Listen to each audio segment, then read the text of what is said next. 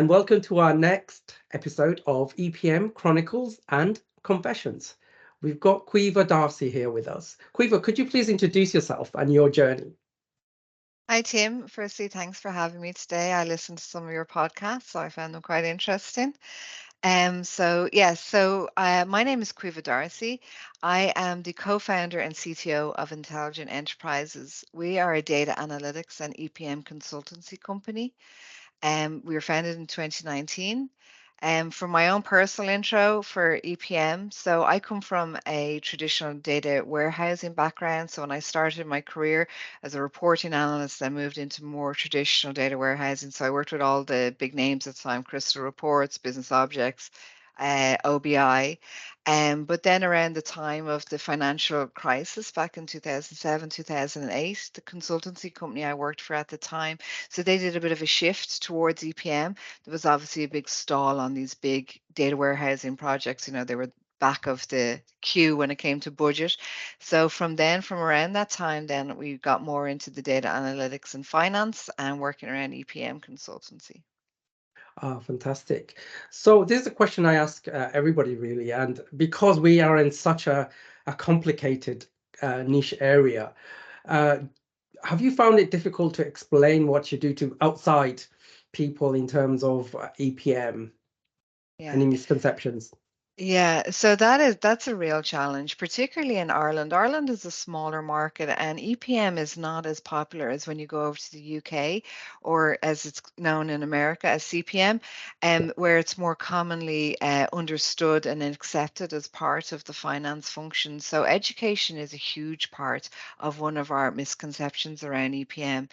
There's a misconception that what we can do can be delivered in these massive Excel sheets, which, only really delivers the very core functionality in EPM. So between the moving multi-billion dollar organizations off this Excel sheet Yeah, of course. and trying to really explain the true value that EPM delivers and how it sits aside from ERP, how it is different and the functionality and really the value it can deliver is our main challenge. It's almost gotten to the stage where I try not to use the term EPM when I'm talking to clients because they're not familiar with it. Hmm. Definitely. So, what's been your most significant challenge in EPM, and how have you, overcome it? So again, I think there's the two things is the education around it, the value that it delivers. I also think, and this is probably everyone can resonate with this, that the finance function within companies is the extremely busy department to work with. So while you can deliver value, while you can help them, automate the processes and things like that, getting their time, I think is one of the most challenging parts, engaging them in UAT, elevating it above the core functionality to really bring out the true value and power of EPM. It's almost when you finish a project, or one of the modules in it, they've put so much in it and you say, I can do this with it, and they're like, oh god, Of give me a break. course, of So I course. think that is a major challenge. They are often probably the busiest function within an organization. Fantastic. So, could you share with the audience a standout success you've had in EPM? So I think for a lot of EPM consultants, most of the things that we implement are successful. They deliver real savings in times of people's and really a lot of the mundane tasks that a lot of finance do. When you see these wonderful management packs that you might deliver in something, let's say like narrative reporting and things like Yeah. that, a job that was a 3-month process and involved a whole organization and multiple Excels, is now I'm not going to say it's a refresh of the button, but it's down to days rather than months. Um, I was at the UK OUG last week and we brought a Right. customer to talk, and they told me actually a really good story that I enjoyed listening to. So they did their consolidation in their e-business suite, and the process took anywhere between 5 to 10 hours. So Wow. what would happen is they'd start the consolidation, and this, someone would enter a late journal. and the whole thing then is coming to a halt. So they told me they ran a separate model of their consolidation alongside it in Excel so that they could see where their figures were at without having to wait this huge amount of time. Now we moved them up to FCC in the cloud, and now they say the consolidation is run within 10 minutes. So that whole team that worked on this side by side consolidation is now freed up to do, higher level finance functions and not this kind of mundane.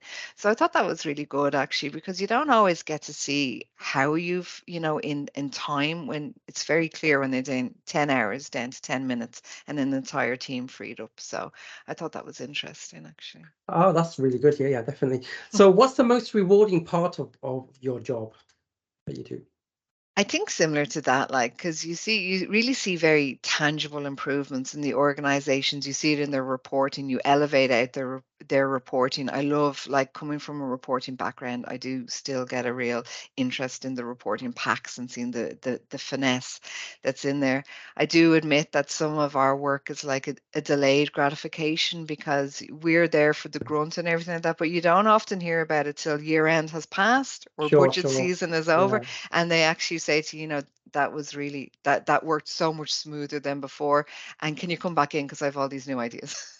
So Yeah. you're elevating them there. Cool. So here's another quirky question I really ask everybody. Have you had any unexpected or humorous moments in your EPM career that you can share?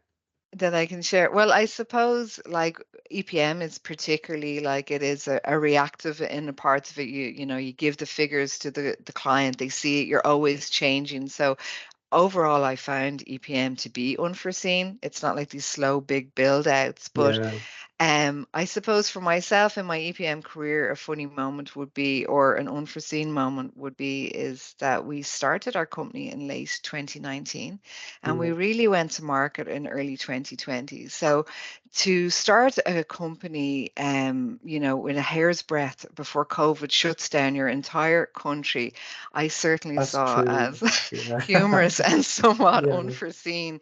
So sure. particularly being a consultancy company. So, but then on the flip side of that, EPM shines where it's unforeseen, and the company continued to grow. So, Completely, thankfully. yeah.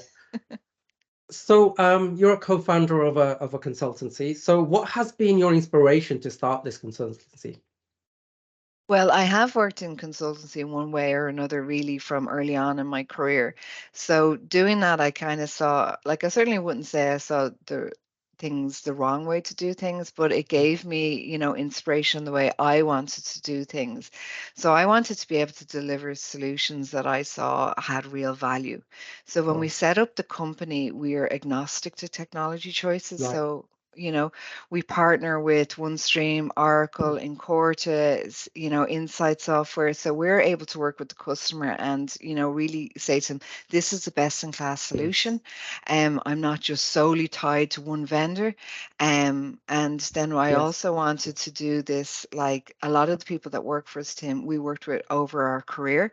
So Mm, I really tried to bring in best in class consultants. So we don't work on right. a numbers approach. We really try and work with the best. So when I'm talking to the guys that I work with, like they have years of experience. So again, we know that we're delivering the next level. And that's the way I kind of wanted to do it, like in a fresh, agile approach kind of thing.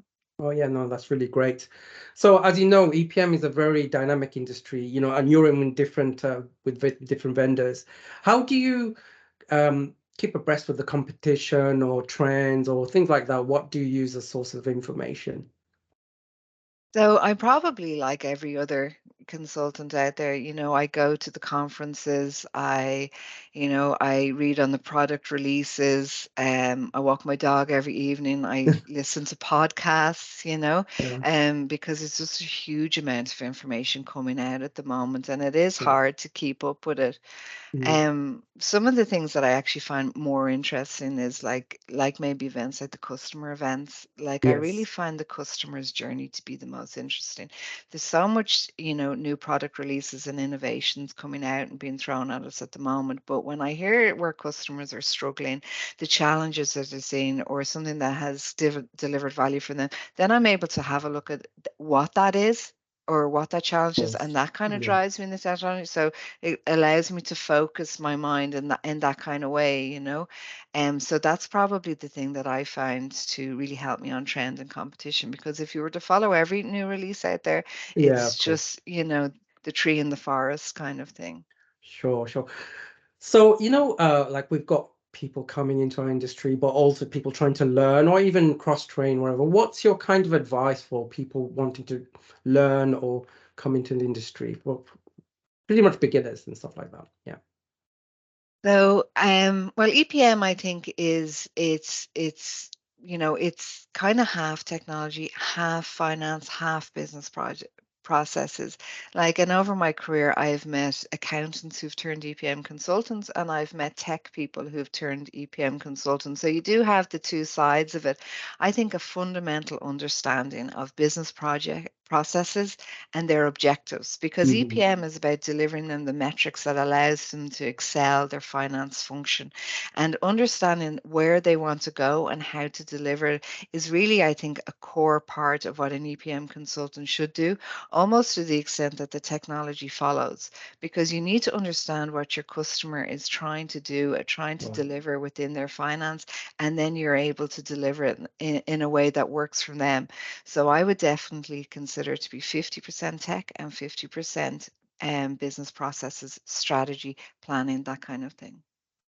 Yeah, cool. So, as you know, the industry is very fluid. Things are changing even in the last year or so.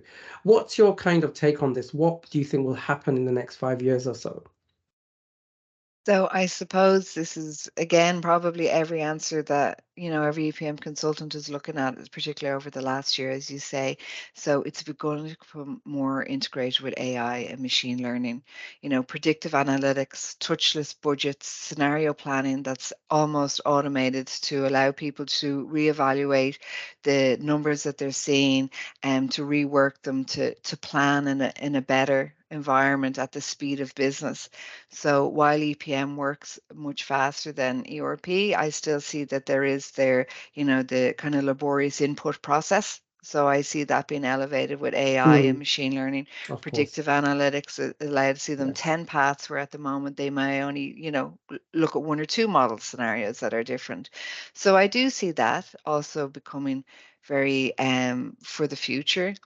I also see maybe ERP and EPM becoming more of a combined approach. Yeah. You know, at the moment, a tender might go out with ERP. I see, you know, vendors and partners trying to fit what is clearly an EPM process within the ERP. So I think now they're becoming more of a holistic approach to finance and be like, okay, yes, you can do this here, but you need your EPM here. And it's not the tag along or the afterthought product that it used to be, but it's actually driving a lot of the functionality now as well. So ERP is great for your day to day, but a lot of the reporting strategy, all that should be sitting where it belongs, which is really an EPM. Thank you. It's been a fantastic experience talking to you today. I hope you have a great day, and definitely we'll be in touch and maybe do podcasts in the future. Thank you so Great. much. Thank Thank you, you. Tim. Thanks for Thank you. that. Bye. Bye-bye.